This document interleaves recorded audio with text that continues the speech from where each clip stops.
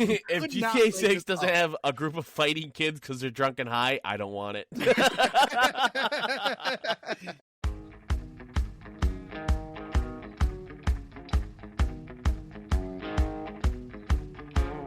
I thought you were just about to say from a neo-Nazi, and I was like, don't.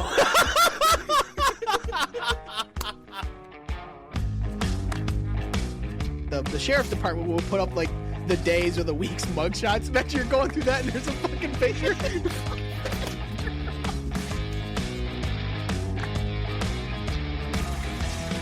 Why are you so mad about vegetables? Well, let me tell you, they just sit in a wheelchair all day doing nothing.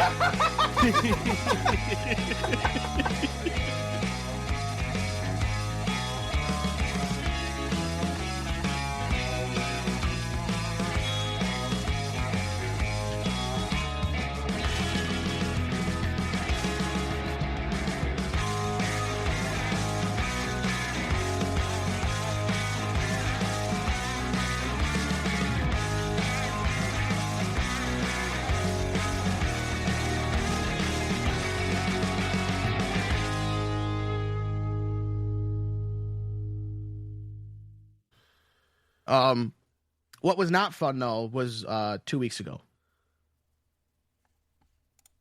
Well, what?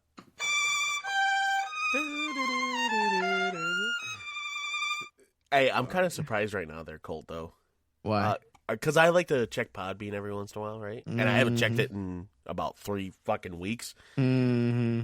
Dude, we got people from Singapore listening to us. 32 downloads. Probably a mistake. Yeah, probably. No, 2 weeks ago we watched our Detroit Lions go lay a Mondo dump in the divisional round at Ford Field against the Washington Redskins. I honestly think the bye week hurt us. If I'm being totally honest. I don't think it did. Well, because we were on a fucking roll, dude, and then we steamrolled the fucking Vikings defensively, and then we get a break from it, and then everybody just goes slack. It's like, what the fuck are we doing? What I would like to do, and maybe one of these times I'll do it, I would like to go through and look at all the teams in the NFL as long as they've had bye weeks for, AFC and NFC champions and how much that actually, like, how many of those teams that had bye weeks, because obviously if you have a bye week, you're top seeds, you're going to have home field advantage. Right. How many of those teams lost and won their divisional game because they had a bye week? And I get sometimes, like, if it's not it wouldn't be a perfect representation, because if you look at it, the Vikings should not have been the 5th seed. They should not have been playing a road game in a wild card. That was absolute bogus. Like, I'm just come straight out and say that. To be playing up that you had the last NFL game of the year, of the regular season, between the Detroit Lions and the Minnesota Vikings at Ford Field. Whoever won that game was going to be the winner of the NFC in the regular season. But then the loser was going to be relegated to the 5th seed and going to have to play road games in the playoffs. That is so bogus. So bogus. So it's not a fair, because you could have teams like that. Because, like, say, if Detroit and Minnesota played again. Now, you say Detroit had Minnesota covered in the last game. I think Minnesota just didn't play great. They're offensively. And so it kind of showed that Detroit's defense played better than what they actually did, in my opinion. But if you take, even if you look at it, the Redskins were like 12-5. They were not a bad team. They were not a bad team at all this whole year. Especially having a rookie quarterback, and they made it to the fucking NFC Championship game. Get the fuck out, dude. That is ridiculous. Ridiculous. Compared, and especially since they were the last 2 years. But that game between the Lions and the Redskins, and having the defense not showing up, but Jared Goff showed up, definitely hurt a lot. Hurt a lot. I think there's been 11 teams that have lost. They've had a bye week and then lost. Yes. Okay, then what about the other way around? Like, how many have had a bye week but then still won? 13, 14. Sorry, I'm actually counted wrong. Okay, whatever. So 25 teams. Have had a bye week and won or bye week and then lost? Bye week and then lost. Okay. And this is starting from 1975. 25 teams. So only. it's like one every 4 4 years. years. One every 2 years. Whatever, yeah. Yeah, 50 years ago. Started 50 years ago. Oh, 74. well, because, yeah. 74 until now is 50 years, basically. 75 is when the first seeding, I guess, happened. 75 Vikings, not surprised. 79 Cowboys, 79 Chargers. So both the NFC and AFC lost. The first seeds lost both times. 1980 Falcons, 1982, 1985, 1987, 1992, 1995, 1996. After that, it's like every 2 to 3 years. I say if you go except by the for average, like you obviously 5, 6, and 7, 8. Oh, another double whammy in 2008, and then another one in 2010. So, but looking at it, it's we've had the bye weeks for 50 years in the playoffs, right? And it's happened 24, 25 times. Yeah, including 24, And so 25, maybe even 26 times, including the if you Lions. average it out, it basically means once every 2 years. Yeah. So a bye week team is going to lose. So, but it's also changed because a few years ago, the top 2 teams in each conference would get bye weeks. But now it's only the top team in each conference. And so it changes it because of the better way to do it would not be how many times it happened, but percentage-wise of the amount of teams that have had it, how many times has it happened? Somebody said it was 25%, exactly. Okay. 25%. So once every 4 years it happens. In the current, or no, once every 2 years because 2 teams get buys. So once every 2 years it should happen. But again, say if it's a team like the Vikings because of the stupid-ass playoff system that are 14-3, but they're the 5th seed. Oof. You know what I mean? So Yeah. how much of that is actually because of the playoff system being fucked up? But to go back to the Lions and Redskins, because obviously we didn't have an episode last week, which I really wanted to. I just could not find the time. I think even if... So obviously the big... To me, the big turning point in the game was when Goff fumbled the ball. Yeah, oh yeah. That right there was the beginning of the end for the Lions, was when Goff fumbled the ball. Because then every play in the first quarter, or first half rather, except for one play, except for our one possession, I should say, not play. Every time Washington had the ball in the first half, except for one possession, they scored. It's hard to win football games when you let that happen. Yeah. And that's not down. That's not down to the offense. And oh my God. That is straight up defense right there. Listen. Oh my God, especially last night when they started chanting Jared Goff. It's like, shut the fuck Yeah, up. at the Griffins game, it's like, you guys sure about that? Did you guys not see what happened 2 weeks ago? I think even if you had Jared Goff against the Buffalo Bills, where he throws for nearly 500 fucking yards, I still don't think Detroit would have won that game because Washington had figured out Detroit's defense and absolutely exploited that. Here's the thing. Sorry, go on. Jared Goff, a big issue I've seen with him every fucking time, every single time. And now I don't know the stats to it, right? Because I don't know how many times he's thrown deep. Every time during that game he's thrown deep, it was either too short, or it got picked off, or it was too far ahead, or it was too ahead, and thankfully he didn't get picked off, but we didn't get it. And that's the issue, is that he can throw it down there. I'm not saying Jared Goff, doesn't have the arm power to do it. It's just he doesn't have the accuracy to do it. Whereas, like, you take a look at Jaden Daniels over there, dude, he's fucking slinging them left and right. Yeah, he was throwing deep. He threw like, basically, God Damn! I don't know how many deep balls he threw, but it was like I mean, they were absolute dimes. And then almost every single one. It didn't help when we lost, who was it that we lost? Oh, like in the first series or something like that? Yeah, he in broke the his first- arm or something like that. Oh, God damn it. And he had just had a good game against Yeah. the Vikings. But again, I think even if Jared Goff would have been against the Buffalo Bills earlier this year, Jared Goff, Detroit still wouldn't have won that game because the defense could not stop anything. They could not stop. Amik Robertson. That's who it is. Yeah, that's right. Yeah. They could not stop a thing. And the problem, it showed early on in the game that Detroit's defense was in trouble. And so I think that put more pressure on the offense to every time we have the ball, we have to score a touchdown. And so that's that's why you started seeing the deep balls. Well, they could have just ran it. But, Well, you started seeing the deep balls because there was the pressure that we have to get 7 points every time we touch the football. We have to have 7 points because our defense is a freaking colander out there right now.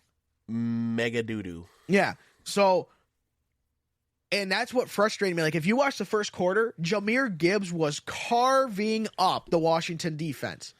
I mean, you'd give him the ball and be like, you might as well just start moving the sticks because it's going to be a first down the minute you give him the ball, you know? And then you had that flea flicker trick play to J-Mo.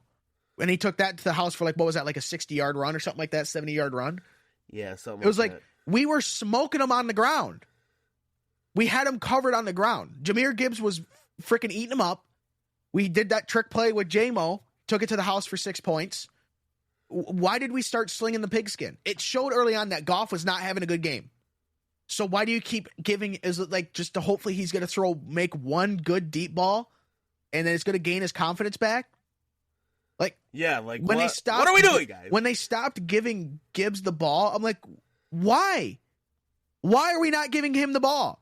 I get you don't want to keep going back to that well, but they haven't plugged that well yet. So keep going back to it until they stop him and then start doing other things.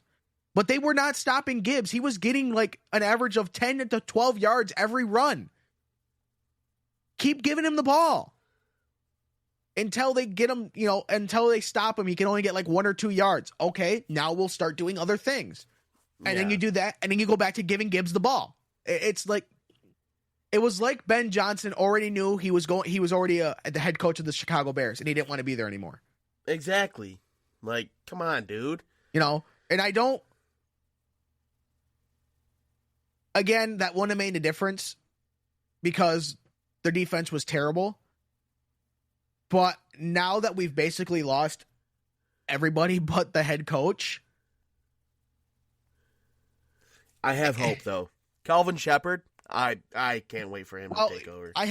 There's still hope because it's like, obviously now you won't get new schemes from Ben Johnson, but you still have his old playbook.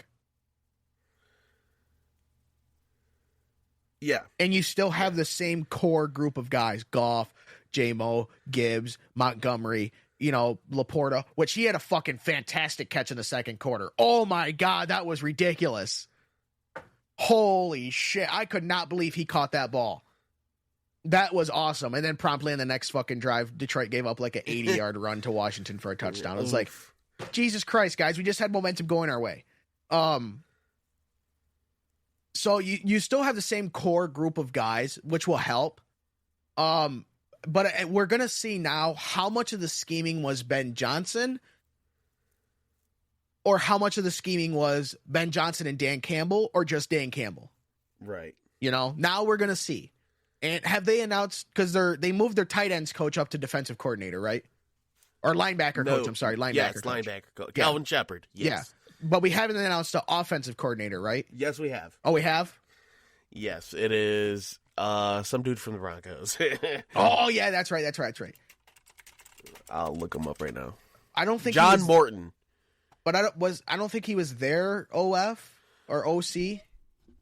No, he was the pass game coordinator, I believe. Okay. I would say I don't think he was their offensive coordinator though.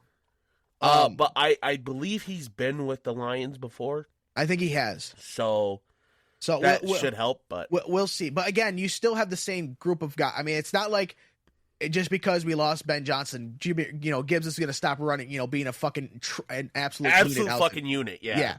That's not going to happen, So I think it would have been nice to see if our defense wasn't so trashed by injury. Oh yeah. Even if we would have just had Aiden Hutchinson, a good edge rusher, being able to close the pocket in on Daniels to make him scramble. Although it looks like Daniels is pretty good when he gets under pressure. But just that consistently. Plus, I said this yesterday. Yes, obviously Aiden Hutchinson's not going to get a sack every single time. But when you have a good edge rusher, good edge rushers aren't ones that necessarily can sack the quarterback, but they can draw penalties. Because now you're getting rid of that play for the Commanders or for whoever, and you're backing them up 10 yards because of a holding or because of a face mask or whatever, insert, 10-yard penalty here. And obviously that can put a real damper on teams when you keep backing them up 10 yards. So good edge rushers can sack the quarterback, but also draw a lot of penalties. And that's what Aiden Hutchinson can do that. He can sack the quarterback and draw penalties doing it and then still sack the quarterback. I just sacked your guy. So you have a loss of 7 yards. Oh, and now we're going to back you up another 10. Oh, sucks to be you. So it was definitely this season to me was more of a heartbreak or depressing than last season. Oh yeah, sure. Because last season we made it to the NFC Championship game. We're like, we don't belong here. Nobody in their right fucking mind guessed that we were just happy we even made the playoffs. And then we were ecstatic that we won a playoff game. Like we were already. And then we won 2, and I was like, oh my god, right. And then we kind of blew it in the NFC Championship game. We should have actually went to the Super Bowl last year, and they blew it in the second half, classic Lions style.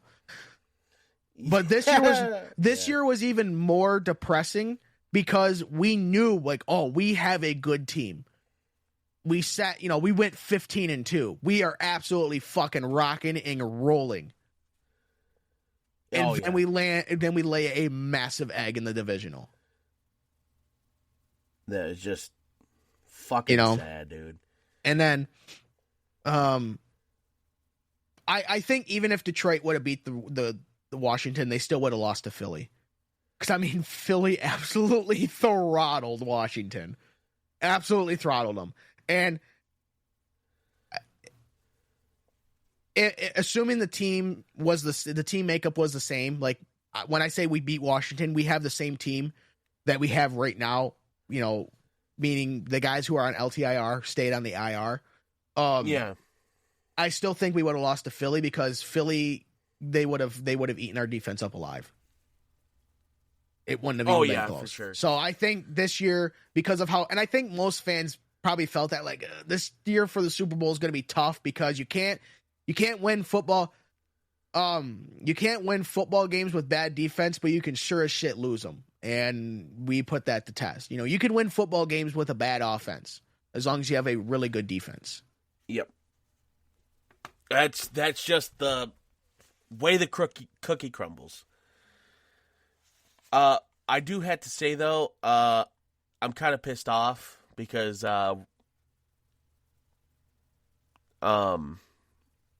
we've lost not just our OCs, but quite a number of our coaching staffs. That's what I mean. Like, the only thing I didn't change was the head coach and the general manager. That was it. We kept... it's a fucking, short list of who we've kept. I don't even know who we've kept. We lost our pass game coordinator. We lost our tight ends coach. We lost our OCs. We've moved up our line. And we also have to get a new linebacker coach because we moved him up. We promoted him. Yep. Yeah, we lost our linebacker coach, but kept him as DC. Right. But if you look at it, we lost a linebacker coach. Oh yeah. So still, yeah, it's definitely gonna be a busy offseason for the Lions in the front off and the coaching staff. Someone said we lost our assistant head coach, and I was like, no, we did not. No, they're just stupid then. So, I mean, so if we recap the rest of the playoff games, I mean, Eagles, Redskins, that wasn't really a surprise. I was like, the Redskins have if they had a long shot to beat the Lions, they have no shot to beat the Eagles. And it showed. The Eagles absolutely smoked them. Texans and Chiefs. Texans, Chiefs. The Texans, I said, had no chance of beating the Chiefs just because, yes, I think the Chiefs are more mediocre than what their record shows, but they are still a better team than the Texans. And also, too, where do the Texans play? Houston, in a dome. Where did they play the game? In Kansas City when it was 15 degrees outside. Weather makes a big difference. Big difference. So that, and I was like, the only good thing about Kansas City is their defense. The Chiefs' defense is phenomenal. I will give them that credit. Their defense is phenomenal. And it showed against the Texans. I mean, CJ Stroud got sacked like 8 times or something like that. It was ridiculous. But that doesn't mean there wasn't shenanigans with the flags in that game. And it all started with the first, and I believe the only roughing the passer penalty in that game, when I don't know who it was, went up and hit Patrick Mahomes. And the actual head referee, who's in the backfield, was the one who threw the flag for roughing the passer. Now, if I will cut a little bit of slack, because if you are the back referee, so you're seeing the back of Mahomes, right? And you see the Texans guy coming at him. Yes, it does. If you're standing at his angle, it probably did look like he hit Mahomes in the head, which then, yes, that would be, actually it should be targeting, but I don't think the NFL has targeting in the same sense that the NCAA does. But so if he actually would have hit Mahomes in the head, then yes, that would be roughing the passer. And it would be a penalty anyways for unnecessary roughness, for hitting a guy with the head, leading with the head, and hitting him in the head. But as soon as you watch one replay of it, you're like, that's not roughing the passer. He hit him in the chest. That is not roughing the passer. After one replay, like a lot of times you see a penalty, it's like, let's look at a different angle. Maybe let's look at one more angle. Okay, yeah, that's not a penalty. Or no, that is. You watch one replay, and it didn't matter which angle. Whatever, as long as it wasn't a back angle, you're like, that's not roughing the passer. That was a huge moment right there, because that was on third down. He was short of the line to gain. That would have been a punt for Kansas City. But instead, now it's a fresh set of downs plus 10 yards. Or 15 yards, actually, plus 15 yards. And then Kansas City, like 2 plays later, takes it to the house for 6 points. So the dick sucking already started right there in the first quarter. And then it happened again in the third quarter with an unnecessary roughness, which was the most bogus unnecessary roughness penalty I believe I've ever seen in the NFL. Like, they threw an unnecessary roughness penalty for a Texans player hitting another Texans player. And then they penalized the Texans for that. What? Like, that was not unnecessary roughness. And Patrick Mahomes, credit to him, though, he was trying to draw a penalty. Like, he could have ran out of bounds. But instead, he stopped, actually ran sideways, did not gain any yardage, and purposely slid to try and draw a penalty. And he got one, because he knew he was going to get one, because he's fucking Patrick Mahomes, he plays for the Chiefs. And so and again, now that was only on a first down play, so it wasn't as big of a deal. But then again, like 1 or 2 plays later, guess who takes it to the house for 6 points? Right. You know, and I will say, the pass that Mahomes threw to Travis Kelce, as he's falling down, absolute dime. That was a unbelievable fucking throw. And it was a perfect dime right to Travis Kelce. So, but still hate him. But I still don't like him, you know, but I can appreciate that was a really good pass. But what it's like, people say, oh, well, the NFL's not rigged, they don't favor Kansas City. Then why are they the only ones that get the favored calls? Jared Goff got blown the fuck up when he threw that pick six. Directly to the head. Was there a penalty called? Nope. No roughing the passer. No rough. Well, he's not a passer anymore because he threw it, but he got hit in the head. Like, that's a penalty. That's bullshit because they got the dude that did the hit got fined for roughing the passer. I don't see how that's roughing the passer because the minute that Goff throws the ball and turns it over, he's no longer a quarterback. And to me, now it might be different in the NFL rulebook, but to me, once you throw a pick, you no longer get the same protections as a quarterback.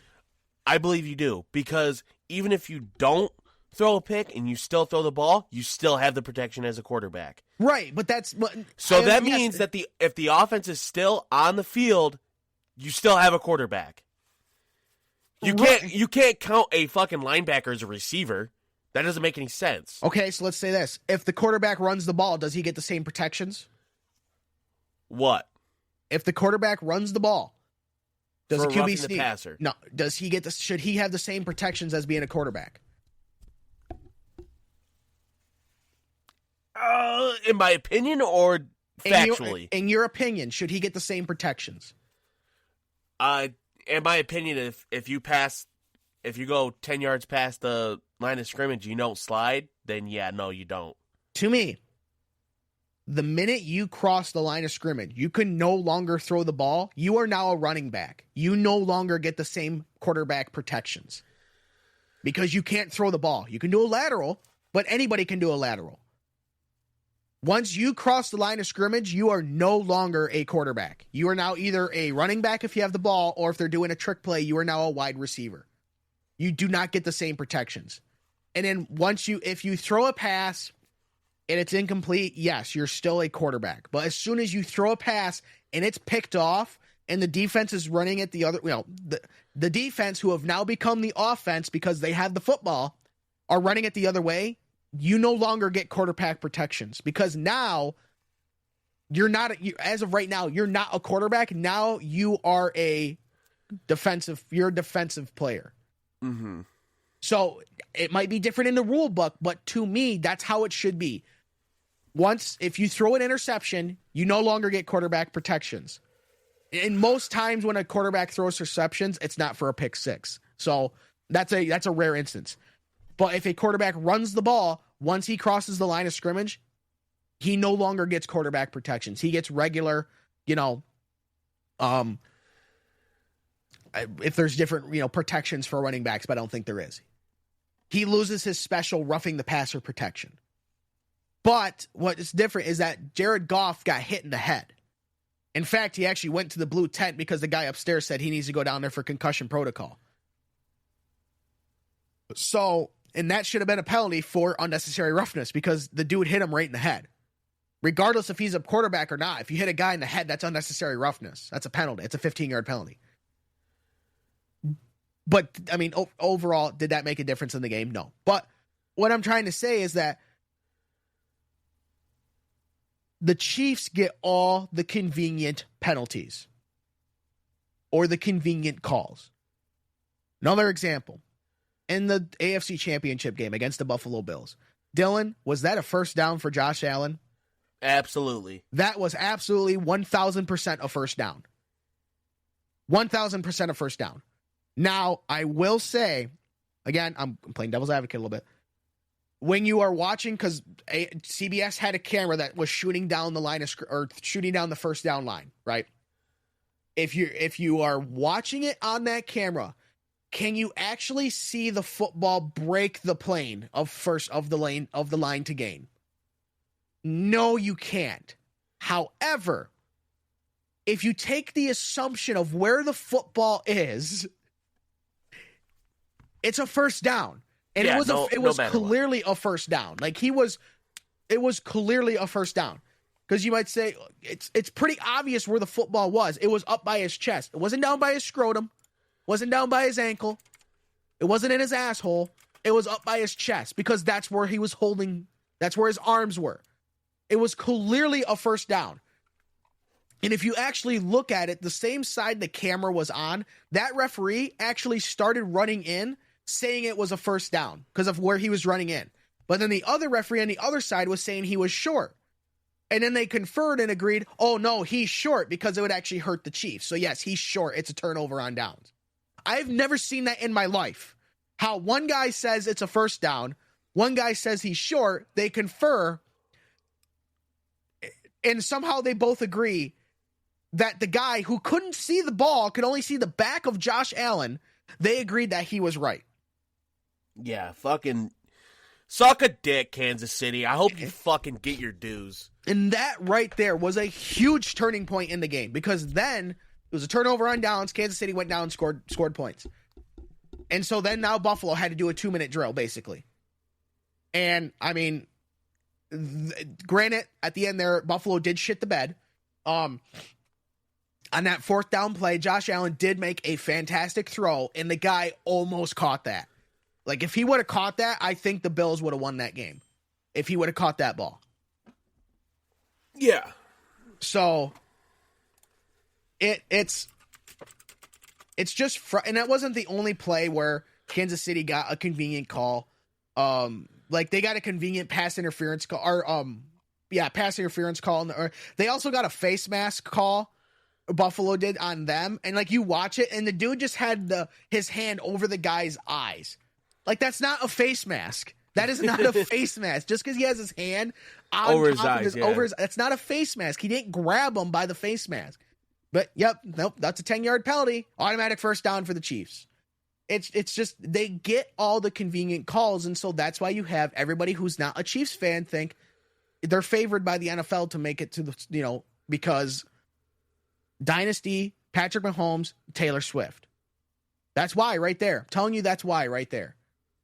So it's just annoying because it's so obvious. It is so obvious that the Chiefs are favored by the league right now. At least with the Eagles, they didn't bullshit their way to the Super Bowl. They legitimately found their way to the Super Bowl, right? They walloped the Commanders, and then they beat the who'd they play the week before? Who? The Eagles? Yeah. Let's see. It was Vikings, Rams. So then they played the Rams. No. Yeah, because the Rams beat the Vikings, which means the Rams played the Eagles in the divisional because Detroit played Washington. Oh, yeah, that's right, yeah. Okay, now, and again, Philly legitimately beat the Rams. And I don't remember who Philly played in the wild card. They played the Green Bucks. Bay. They played Green Bay, that's right. Okay, and they played Green Bay. Again, the Eagles legitimately found their way to the Super Bowl. Kansas City had a lot of help. A lot of help from the dick sucking Zebras. So let's do our Super Bowl predictions now. Eagles. I refuse to accept that. As this is a Super Bowl that nobody asked for, and as much as I hate the Philadelphia Eagles because of Philadelphia fans, they are giant douchebags. I still want the Eagles to beat the Chiefs because I hate the Chiefs even more. And the Chiefs are obviously the modern day Patriots with Tom Brady, right? They are. They are the current. They've replaced the Patriots dynasty with the Chiefs are now the Patriot dynasty. The difference is when the Patriots were going to the Super Bowl like every year. Outside of NFL games, did you see Tom Brady in State Farm commercials? Nope. Did you see Tom Brady or Rob Gronkowski in Subway commercials? Nope. Did you see them trying to sell you a fucking Snickers bar? Nope. You didn't. LaRuski? Yeah, you didn't see them outside of football in commercials. Now you can't get away from the Chiefs. It could be fucking July. I'm watching a NASCAR race, and here's a State Farm commercial with fucking Kermit the Frog on there. It's like, you can't get away from them. You can't get away from them now. They are everywhere, and we are just sick and tired of it. And I love how you had those people last year, because I was on the boat last year. I was getting sick and tired of the amount of times they were showing Taylor Swift on NFL broadcasts. And people are like, oh, big deal. Who cares? Why does it bother you? Does it impede on the play? No, but I don't care what one person thinks about somebody doing something. And I'm getting sick and tired of it because I'm getting sick and tired of the Chiefs overall. And now you have a lot of people saying like, yeah, I'm tired of them showing Taylor Swift. Well, you weren't last year. What changed, you fucking hypocrite? Well, now I'm just tired of the Chiefs and I'm tired of them showing her. That's our point. We did not care. We did not care what Taylor Swift thought that her fucking boyfriend caught a fucking pass for a first down. I don't care, CBS. I don't care. The only thing I hope is that if the Eagles beat the Chiefs, God help us. God help us if the Chiefs win. But hopefully the Eagles beat the Chiefs. At the end of the game, Fox shows Taylor Swift in her fucking suite pouting. Oh my God, please Fox fucking do that if that happens. Please. Make everybody else in America happy by doing that for us. Please. Please. Like when you show Jerry Jones. Oh, your tears. Oh, they're so yummy. Yeah. Like when they show Jerry Jones, whenever the Cowboys lose and he's sitting there pouting, fucking art. That is art right there. Please, Fox, do that if the Chiefs lose to Taylor Swift. I'm begging you, please do that. Please. So that obviously the game's in New Orleans. So we both want the Eagles to win. What do you think? What do you think the score is? Here, I'll look up what the spread is right now. It's probably favored towards the Chiefs.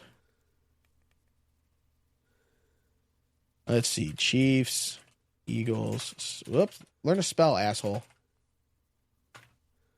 All right. So according to CBS Sports, the Chiefs and Eagles game, Kansas City is 1.5 point favorites.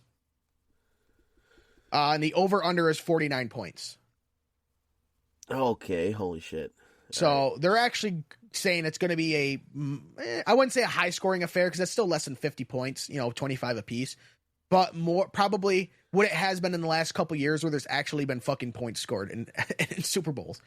I think the score is going to be... I don't know. I don't think it's going to be like... It's going to be a fucking lame Super Bowl, I think. Most as of the last 10 years, most Super Bowls have not been good games. Because it's been, again, what did I just say earlier? Defenses can win you football games. I think Saquon Barkley is going to absolutely torch the defense, but I hope he does. But I think it's just going to be like a simple 21 fucking like 19 or some bullshit like that. I think it's going to be 24-23 Eagles are going to kick a game-winning field goal at the end. I could see that. I could definitely see that. I think that's what it's going to be. Like I was really hoping for two reasons that it was going to be the Detroit Lions and the Buffalo Bills in the Super Bowl. First off, because that game would have been awesome. Well, first off, because now the storyline is we're going to have a franchise win their first Super Bowl. Rather than having two teams that nobody wanted in the Super Bowl. Like if it would have been Bills, Lions, I think everybody would have been like, that would have fed families. That would have fed families. Yeah. I mean, this is still going to set record viewership for the NFL because Super Bowls do every year. But that would have been a great Super Bowl. But also, two of the best offenses in the league right now are the Lions and the Bills. Like, when they played earlier in the year, there was, 80 fucking combined points scored or something like that? 90 combined points. I mean, it was ridiculous. Jared Goff threw 5 touchdowns and nearly 500 yards and still lost. First quarterback to ever do that. That's what... To me, a more interesting football game is when they are slinging the pigskin and they are just, both teams are just throwing points up. Like, this is going to be a fucking battle. Like, not a battle in the trenches in the sense of, oh, it's a 3-and-out and a punt. Oh, it's a 3-and-out and a punt. Oh, it's a 3-and-out and a punt. Oh, it's a 3-and-out and a punt. Oh, it's a 3-and-out and a punt. Oh, it's a 3-and-out and a punt. That's boring as fuck. And that's what Super Bowls have been as of late is 3-out punt, 3-out punt, 3-out punt. It's like, God, here, I'll just turn off, go jerk off for 5 hours, and come back for the last 2 minutes in the fourth quarter. But if it would have been Lions-Bills, and every time they had the ball, they're either 6 or 7 points was going up on the board, that would have been entertaining as hell to watch. This is going to be, if somebody can get a stop, this is going to be huge because neither of them can get a stop right now. That would have been a lot of fun. Oh my God, dude. That would have been so much fun. So much fun. But instead we have, well, this was all pre-planned out. I mean, what color are the Super Bowl? What color are the Super Bowl this year? Is the Super Bowl this year? Red and green. Red and green. Guess what colors the Chiefs and the Eagles are? Red and green. Wow. Who would So have thought? yeah. Oh my God. So we talked about this yesterday when we were bullshitting around at the auto show. But before we do that, Dylan, what is your banger of the week? Banger of the week. Hang on, I gotta bring up Spotify because we've done this for how many fucking weeks? I still just don't keep Spotify up. Quite a few months now. I know we're gonna use it, and I'm just like, yeah. Now you might be wondering, well, why does Dylan need to open Spotify? Well, if you want to listen to our banger of the week, you can go to the description of our podcast, and there's a Spotify link. Okay, we have put all of our banger of the weeks, Dylan. So, what is your banger of the week that is going to be on our Spotify playlist? All right, just to give everybody, because we haven't done this for 2 weeks, we got Hero by Alan Walker and Sasha Alex Sloan. You suck! And Prequel by Fallen in Reverse. That was the last one we did? Those were the last two that we did. Okay. And hold on, I gotta make sure that I'm saying it right. Come on, Pandora, load, please, you fuck. Do you want me to go first then? Yeah, go ahead, go first. Okay, so mine Oh my God, Pandora's not loading. Mine is a rarity for me because that's usually I have actually not picked a hard rock song. Mine is "Stranger in My House" by Ronnie Millsap. There's a stranger in my house. Yeah, how does he know it's a stranger? Have you ever seen Ronnie Millsap's house?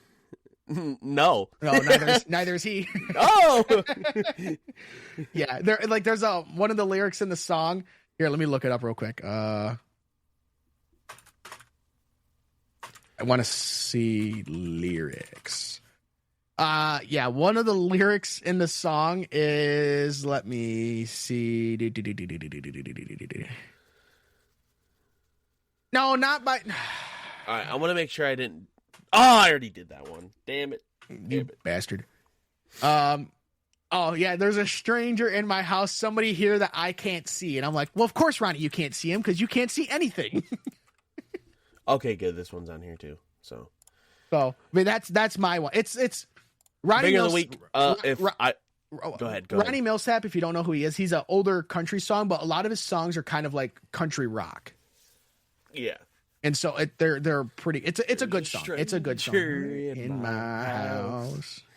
Yeah, somebody that is a good song. that I can't see. Well, yeah, you can't see anything. Somebody I can't see. Oh, okay. If I would have known by Kyle Hume. I don't know how to say his last name. Hum. He's giving a hummer. Humdy humdum. Hummer. Ew. So, oh man, that's fucking gross. No. So Spotify has made for Functional Idiots podcast. Daily Mix number 1, Shine Down and Seether. Oh, okay. Okay. You know for that. Daily Mix. I'm skipping number 2. Daily Mix number 3, Nothing More. Never heard of them. Whatever. Oh, you fuck. You're ye. Daily Mix number 4, Hailstorm. Oh, okay. Daily Mix number 2, 9 Inch Nails. Disgusting.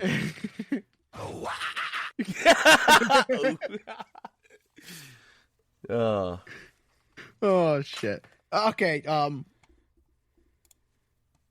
Before we talk about how we need to about the NFL's playoff format, Dylan, also, what is your fact of the week? Fact of the week. A group of owls is called a parliament. I'm going to do 2 because there's 2 small ones. A group of owls is called a parliament. Boring. Okay, this isn't boring. A silverback gorilla can lift over 1,763 pounds. Oh my God, who the hell cares? Oh, you're going to care when you fall into the enclosure. All right, Harambe. Wow, that is very interesting. Please tell me more. Yeah, could you imagine dragging about a 200 plus pound man, 6'3", and this is like, damn it. Oh shit. Okay, so I knew about the owl in the Parliament one. I knew that one. oh, good for you, smarty pants. So for the NFL playoff format, we were talking about this yesterday, and to me, the NFL playoff format is fucked. It is so fucked up. I mean, again, if you just take the simple premise that the Vikings were 14-3, 5th seed. What? What? That doesn't make any sense at all. Like they should have been the 2nd seed because they held tiebreaker over Philadelphia. They should have been the 2nd seed. And then Philly should have been the 3rd seed. And then probably Washington should have been the 4th seed, and then so on and so. It should have been that. Like, it shouldn't be just because you win your division, and with amongst the divisions, it's organized by wins. It should just be overall organized by wins. Because, and I already don't like it in the sense that if you win your division, you get a playoff spot, because you can go 1-16 and make the playoffs. As long as the other 3 teams in your division go 0-17. Like, that is totally bogus. That is total bogus. I think we should do what Amon-Ra St. Brown said. Okay, so because I said what I think they should do yesterday. But so what did Amon-Ra St. Brown say? That we should keep the division leaders, but seeding should go by record. Yeah, at the bare minimum, it should be by record. I think I have a better fix overall. Because like I just said, a team that's 1-16 could be in the playoffs as long as they win their division. Yeah. That's a problem. I think a better way to do it is to kind of go how the NHL does it. Now, you can't do exactly how the NHL does it because you'd have to add, it would be a little fucked up, but you could take the base blocks to it. So the NHL's current playoff format, obviously they have 4, it's a best of 7 and it's 4 rounds. But how they decide who makes it. So there's 32 teams in the NHL, just like the NFL. And 16 teams get into the NHL. And there's 4 divisions. So there's 8 teams in 8 division. The top 3 teams in each division by record, make the playoffs. And then they're seeded 1, 2, 3. And then in each division. And then how do you fill out, because it's 8 teams from the East and 8 teams from the West. The other 2 teams in each conference are in a wild card. In there, it's the rest of the conference who those 2 teams that have the best record. So it's 3 teams for each division's best record, and then 2 more teams from the rest of the conference best record. So you could have 2 teams from the same division get the 2 wild cards. So you could have 5 teams from the Metro and 3 from the Atlantic in the Eastern Conference. Or vice versa. Or it could be 4 and 4. But there, you, in theory, should have the best 16 teams on record in the playoffs. In theory, right? Now, seeding is, not, in my opinion, still a little screwy in the NHL. But in theory, you have the best 16 teams in the playoffs. Yeah. You could do the same thing with the NFL. Now, if you still want to have the bye week for winning your conference, you can do 16. You could still leave it at 14 teams. So instead of having the top 8 in each conference, you only just take the top 7. Well, how do you decide what are the top 7? You cut the amount of divisions in half. So right now there's 8 divisions, 4 in each conference. Cut it in half. 4 divisions, 2 in each conference, 8 teams in each division. Okay? Now, the top team in each conference, by record, like it is now, can still get the bye week. Okay, so now you have to fill out the other 6. Then you can either do 3 from each division, or you can do 2 from each division, or 2 from each division, and then the last 2 are wild cards. So they could come from the same division, say one division is playing a lot better than the other division, then they should have more teams in there than the division that sucks. And that gets you to your 7. And then now you should have the best 14 teams every year in the playoffs, regardless of how good or bad a division is. Right. That, to me, that's how it should be. And I take that back. I screwed that up because I messed myself up with the NFC. You could take the top 3 teams from each division, and then the 4th team or the 7th team overall can be a wild card. It can come from either division, depending on record. And everything's based on record of how they're seeded, who gets in. Everything's based off record. And then obviously whoever has the best record overall, if a team goes 17-0, they're going to win their NFC or AFC. They'll get the bye. So you'll have four divisions, 8 teams in each division, 3 teams in each division get in. So you're at 6 right now. To get to 7 for both, you have a wild card, and that can come from either division. It depends on who has the better record. To me, you don't have you have a less likely chance of having teams that don't belong in the playoffs just because they play in a weak division. Yeah. I think we should do that, except I think we should have 2 teams as bye weeks. Because then you can't do 14 because it kind of screws up your. Why can't you do 14 teams? Because if you do 14, it screws it up. Because right now, okay, the reason why 14 is the number is because in the first round of the wild card, you only have 12 teams actually in it. Because obviously, that's right. Yeah. So you could, if you wanted to do 2 buys, you could have 16 teams then. That would still work because again, then you're down again the first week, the wild card, you still only have 12 teams playing. But if you do 16, now you got to add an extra week of playoff to the schedule. And I don't think the NFL wants to do that. Right. So that's why 14 is a good number. So that's why I kept it at 14. Yes, 16 would be better because then you could do exactly how the NHL has it. Top 3 in each division, plus 2 as a wild card. And you would be at 8-8, and then the top 2 teams overall get buys. But 14, you could do the same thing. You just take out a wild card spot. So it's still the top 3 in each division, plus a wild card coming from either division, whatever one has a better record. Top team in each conference gets the bye. And then you seed them over record, not by how they did in their division. Because you can still have a weak division compared to so say to make it easy you're going to have only 2 divisions in each conference. Now you'll have an NFC East and West and an AFC East and West. Say the NFC East is not as good as the NFC West. So they're a little weaker, right? So then in theory, the extra wild card should come from the NFC West, but the NFC East should not be, should not necessarily be a top seed. It should then organize them all by record. Or what you could do, you could leave them by record, but then it's truly a divisional matchup. Yeah. Like they call the divisional round in the NFL playoffs, it's not a divisional round. Why? Well, last I checked, the Washington Redskins and the Detroit Lions are not in the same division. How is that the divisional round then?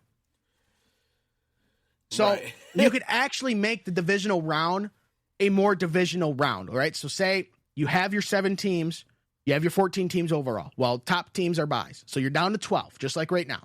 Okay, so you have 3 in each division, plus, let's say, again, we'll take an argument, it'll be NFC East and West and AFC East and West. So you have, say the extra team both come from the Wests. So there's 4 in the NFC and AFC West, 3 from the NFC and AFC East. Yeah. Number 1 of the NFC West plays number 4 of the NFC West. Number 2 plays number 3. And then number 1 on the other side plays number 3 in that order, depending on who wins the overall conference, right? Then you just adjust it. So then 2 would play 4. And then, on the other side, 1 would play 3, and then you could have the 2 twos play each other. Something like that. Or you could just not even call it the divisional round overall. You could just organize them by record. I think that's a better option because it's just an easier. So, you get them all by record. Number 1 on both sides, it's a bye. So then 2 plays 7, 3 plays 6, 4 plays 5. And it could be teams in the same division. It could be teams in opposite division. But it's just straight up by record.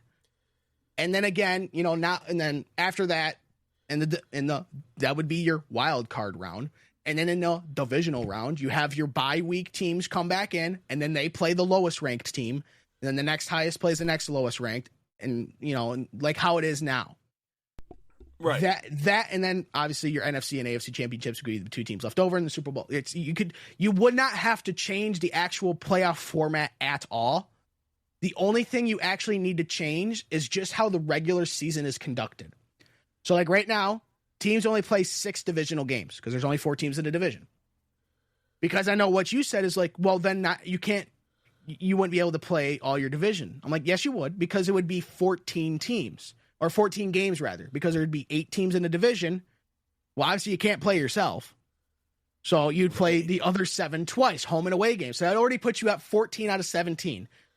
Okay? Then you just have to fill out the other 3 games on the schedule. You can either play an AFC or you can play an NFC team. However you want to do it. To me, that just seems like a better system than what we have now. And probably in the next 3 years, the NFL regular season is going to expand to 18 games. Right? For sure. That's probably going to happen. So if they do that, right, so your 14 out of 18 games are divisional games, your other 4 games can then be cross-conference. So you play 4 teams from the other conference, not the other division, or you can do 2 and 2. You play 2 teams from the other division and 2 teams from the other conference.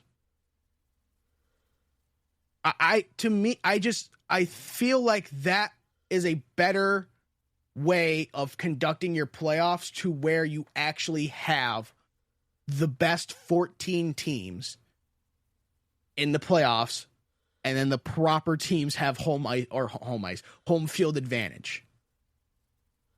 I mean, it's not perfect. It's never going to be perfect because the NFL doesn't play enough regular season games. But I think it's the best option.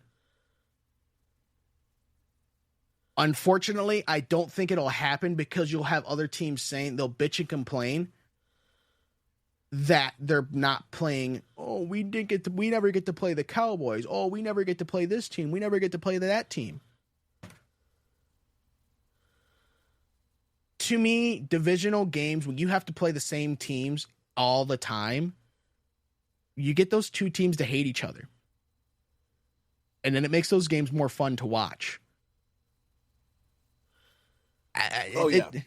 For sure. To me, it just feels more fun to watch when you have the same teams that absolutely can't stand each other, but they always end up meeting each other in the regular season and then in the playoffs because they're both good. Yeah. Like, imagine if the Lions had to play the Packers twice in the regular and then again in the playoffs. Oh my God, it'd be fucking bonkers. Or the Vikings, or or whatever. Like, that would be awesome. That's just what my idea is. Again, it's not perfect, but I think it's better than what we have. It's never going to be perfect because, again, the NFL doesn't have a big enough regular season, long enough regular season. But I think it's the best you can do, assuming you don't want to expand the playoffs by, make the playoffs longer by an extra week or more. Yeah. If you want to keep it at 3 weeks, 4 weeks long. I don't know. It's just, what say you, Dylan? I think it's a good idea to just overall split the divisions into 2 on each side. Well, it also make it simpler too. Not only simpler, but you allow. I've always said this. AFC has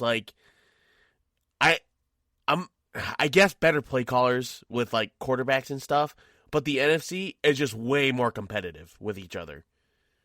Generally speaking, the AFC generally has better offense teams, while the NFC has better defense teams. Well, that's the thing. I still think that the NFC is way more competitive.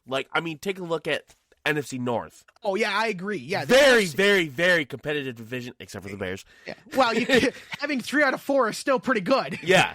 So, you're taking, okay, who's going to be better? Who's going to be the better competitor? A team that always competes every time they play, or the one with the better offensive plan? So I think, allowing 4 divisions total, 2 on each side, allows for more competition to be had on either side. Well, and also too, sorry. Because then you're not just saying, oh, okay, if you at least win your division, you're going to the playoffs. And then you're wasting that playoff spot because what team that does, absolute shit is going to go far into the playoffs? Right. Fucking none. Right. Like, there was a chance where the Packers could not miss the playoffs because they would have been 3rd overall in the NFC North. Yeah. With having a above 500 record. But then a team that was, and there's been teams before with below 500 records that make the playoffs because of the playoff system of who gets in.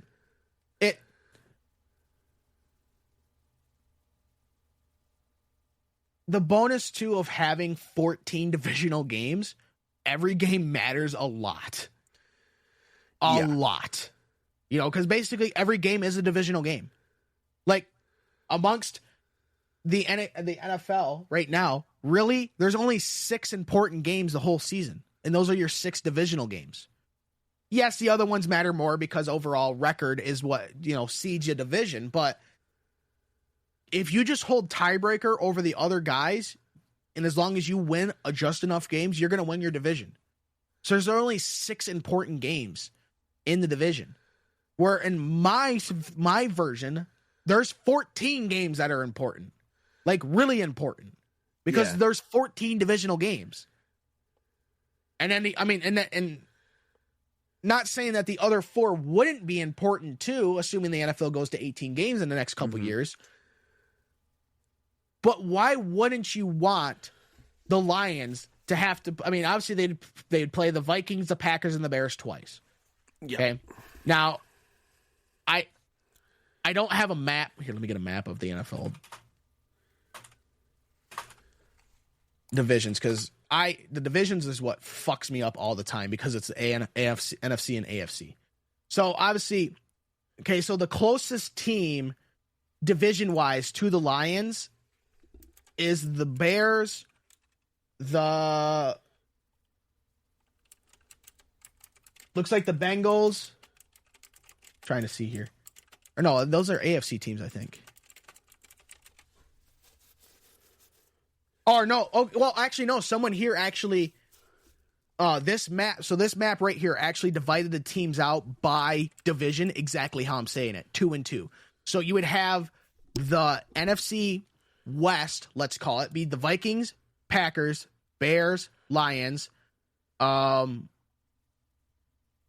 and then they put Browns, Bengals, I think Ravens and Steelers, although that doesn't really work because those are AFC teams. Or no, it might be different. Oh no, I think it's actually the Redskins and I don't know. Okay, let's say we'll do Lions, Bears, Packers, Vikings, Eagles, Redskins, Rams, and 49ers. I believe that's all the NFC teams. Right? What is the Cardinals NFC or AFC? NFC. They are NFC? Yeah. Okay, so this map is, I wish it would just tell me what map, who was NFC and AFC. I don't like this. I do not like this at all. Just tell me who's fucking NFC and AFC teams. All right, do you know what teams are NFC and AFC, Dylan, off the top of your head?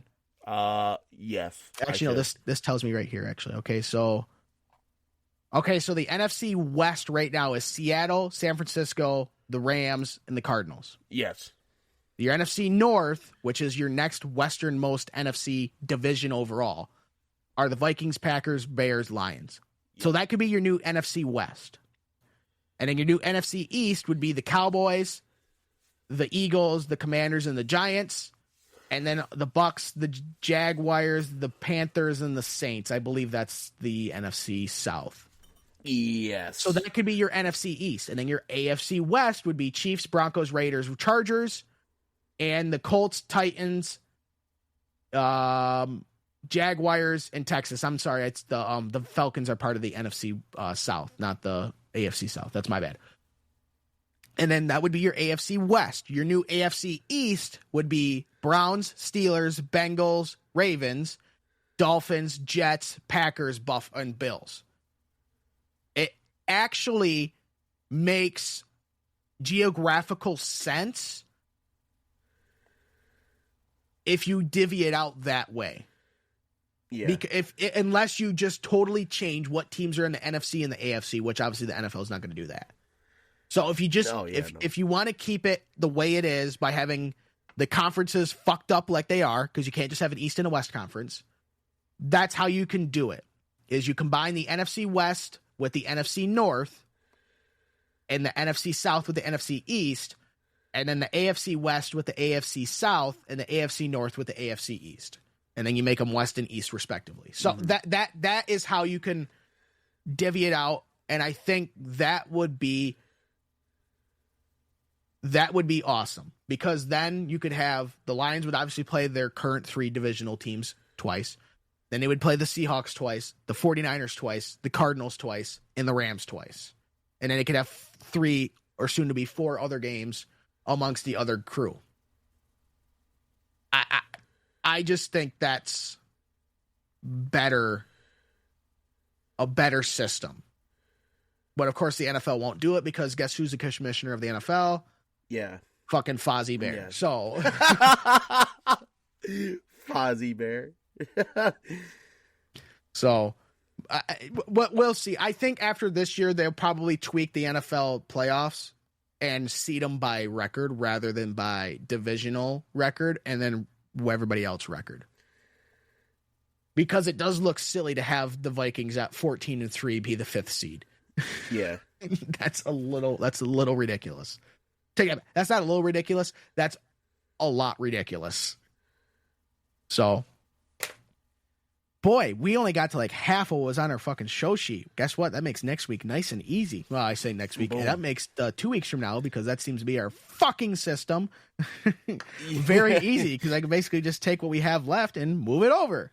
There we go. Hey, so, Dylan. Well, just because we're already running at 2 hours and 15 minutes doesn't mean that we're going to skip porn star birthdays. Porn star birthdays, yeah. That's right. Yeah. All right, so let's wish a happy birthday to these 3 porn stars, these adult film actresses, because nobody cares about the adult film actors. So let's wish a happy birthday to Whitney Westgate. No, she does not run the Westgate Hotel in Las Vegas. She is 31 years old, being born on January 31st, 1994, an American from Middletown, New Jersey. She started in porn at the age of 18 in 2012. Standing at 5'6" with 32 Ds, you can shoot spider webs. To her over 275 credited films, like Boobaholics Anonymous 9.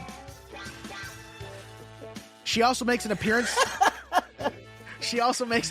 In Addiction Notice. Oh my god, dude! You can also catch her in Unplanned Orgies 14. Man, that just puts a real damper on her. How do you just have an unplanned? Oh, my dick fell on this random stranger. Oh, there's 12 other people here. I don't know. Maybe the FedEx guy went to deliver a package and they were having a swingers party. I don't know. Yeah. The FedEx guy is delivering a package. And you can also watch her in Boxed Lunch. So happy birthday to Whitney Westgate. Oh my god. Also, a happy birthday to Kira Winters, 32 years old. She turned on February 2nd, being born in 1993. An American from California. Starting in 2012, at the age of 19, is when she began her porn career. God, easy enough for me to say. Standing at 5'2" with 34 Bs, you can perform your own Groundhog Day celebration. To her over 200 accredited films, like Clit Lickers.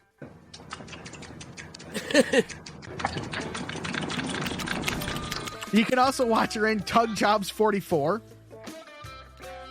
She also is in Winter is Coming. Whoa!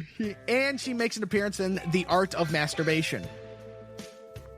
Not quite as good as Art of the Cum Fart, but well, they'll do. It'll do. So happy birthday to Kira Winters. And finally, a happy birthday to Penelope Kay, 24 years old, being born on January 29th, being born in 2001. An American also from California. In 2020 at 19 is when she began her porn career. Standing at 5'2" with 34 Cs, you can play rope-a-dope to her over again. Now she's only 24, right? And she's only been in porn for 5 years. She already has over 275 credited films. Damn. Busy. Yeah. Some of the 275 credited films that you can play rope-a-dope in are Cream-Filled College Girls 10, Good Little Ass Lickers. She's also credited in I'm Gonna Butt Fuck Your Firstborn. What the fuck?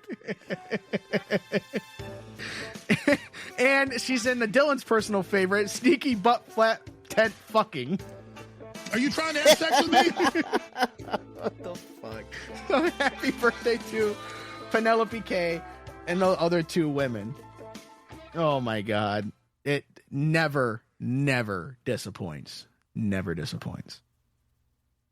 Also, what never disappoints is our choices for Functional Idiot of the Week. And Dylan, who is your Functional Idiot of the Week? Functional Idiot of the Week. Oh my God, dude. Terrible.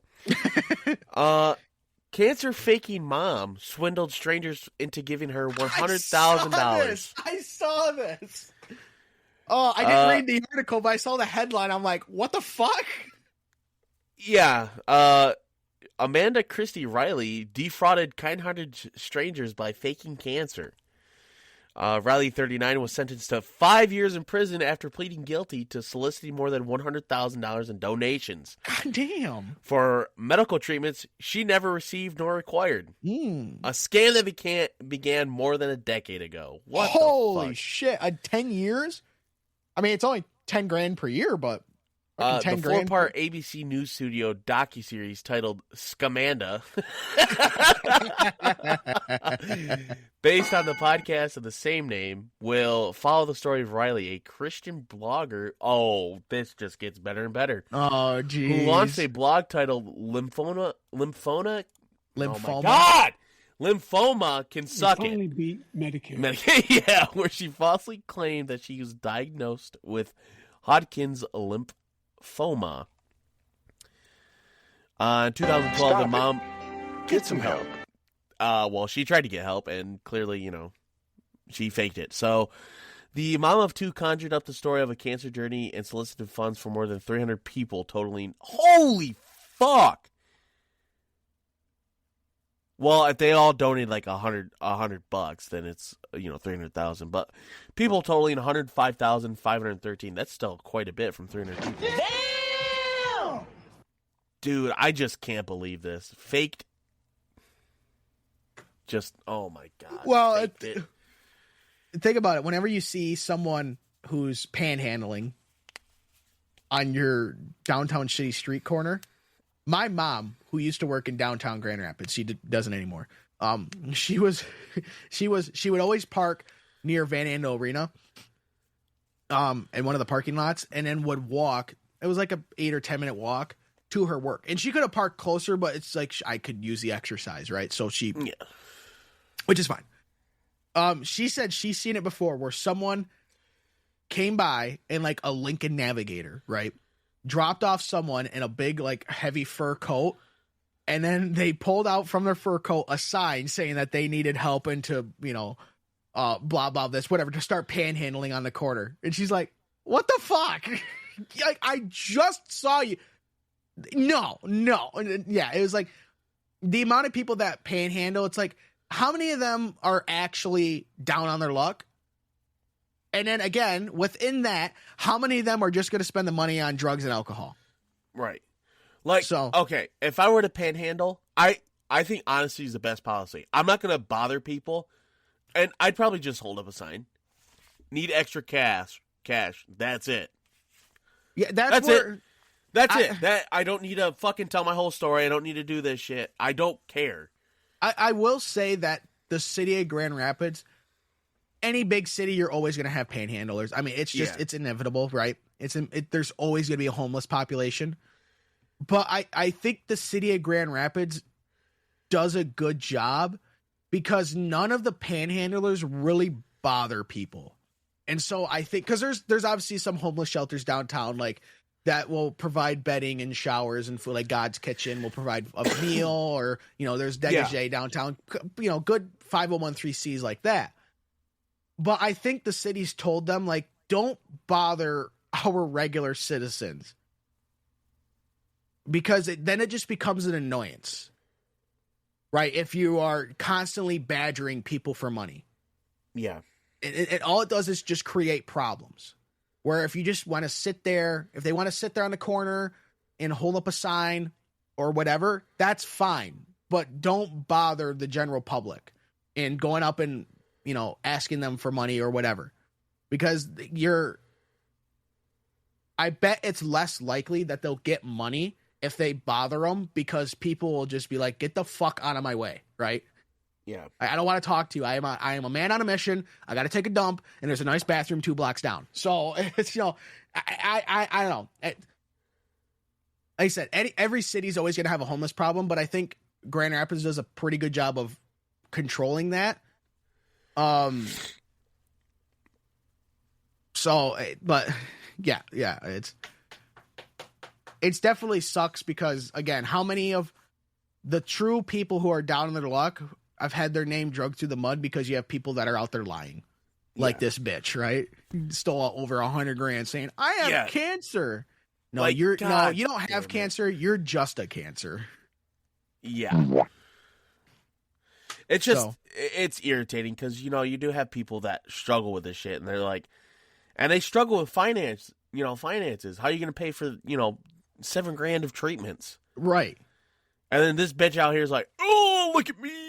Oh, I'm faking it all. Fuck you guys. Yeah. Oh, thanks, you fucking bitch. Yeah, somebody should go up to her and just there. Lymphoma time to put solved. You down, Amanda. Lymphoma solved. Well, my functional idiot of the week is actually 2 idiots, but it's mostly just one takes the cake overall. So we're gonna go down to the GTA server in Florida. Oh. And more specifically, Cocoa Beach, Florida, which is along the Space Coast, as they call it, near Cape Canaveral. So a Florida elementary school principal, mind you, is accused of hosting a large party at her house where some 100 kids, give or take, were there. Drinking and using alcohol and marijuana, respectively. Which then led to an alcohol-fueled fight, and at least one student being charged with a DUI, according to an arrest affidavit. What? What the fuck? That is wild. Elizabeth Hill Brodigan is a principal at Theodore Roosevelt Elementary School. She has been placed on administrative leave after being arrested and booked into jail on charges of child neglect and contributing to delinquency of a minor. Additionally, Carly Anderson, a 3rd grade teacher at the time of the school, was also arrested in similar charges, according to jail records. So the arrest affidavit for the principal was released to this news organization, saying that a white lie party was hosted at the principal's home, and it was advertised on Snapchat, and kids from multiple different schools attended. Though it doesn't say which schools nor the exact ages of the students, but I think I saw somewhere that it was like high school, like freshmen and sophomores for the most part. Yeah. Gets better. Students claim these parties happened at least once or twice a month. Oh my God.